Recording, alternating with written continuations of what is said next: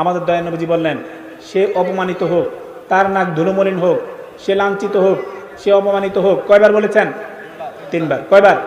তিনবার। কোন কোন হাদিস আছে আমাদের দয়ার নবীজি একবার বলেছেন, কোন কোন হাদিস আছে নূর নবীজি রিপিট করে দুইবার বলেছেন, কোন কোন হাদিস আছে নূর নবীজি রিপিটেডলি তিনবার বলেছেন। কতবার?